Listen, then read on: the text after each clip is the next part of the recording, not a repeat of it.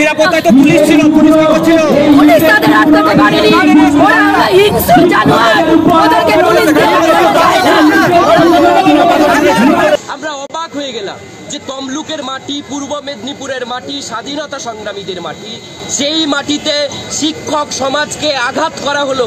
এ লজ্জাকার। বিজেপির মতো একটা চরম গুন্ডাবাজ দল শিক্ষক সমাজের উপর আঘাত নামিয়ে আনলো। আমরা তো শিক্ষকদের চাকরি বাঁচানোর একটা আন্দোলন, অনশন করছি। আমরা সেই অনশন মঞ্চে এই গুন্ডারা এসে আক্রমণ করবে।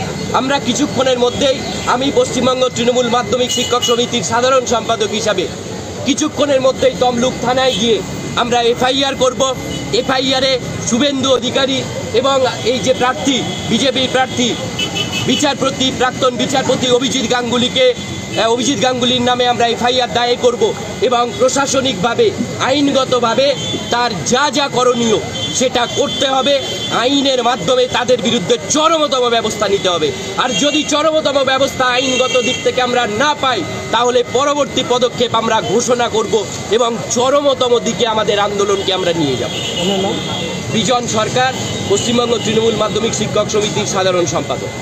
বিক্ষোভ করছিল, তারই মাঝে হঠাৎ করে বিজেপি গুন্ডা বাহিনী এসে হাজির হয়।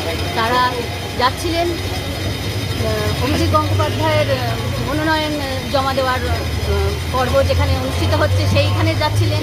তারা এই রাস্তা দিয়ে যেতে যেতে হঠাৎ করে এই অবস্থান বিক্ষোভ, যেখানে শান্তিপূর্ণভাবে শিক্ষক শিক্ষিকারা অবস্থান করছে, সেখানে তারা হামলা করতে শুরু করেন এবং অকথ্য ভাষায় তারা গালাগালি করেন, পাথর ছুঁড়ে মারেন, জুতো ছুঁড়ে মারেন এবং তাদের ওই পাথর ছোড়ার কারণে আমাদের একজন শিক্ষিকা ভীষণভাবে অসুস্থ হয়ে পড়েন, তার মাথায় চোট লাগে, একজন শিক্ষকও অসুস্থ হয়ে পড়েন।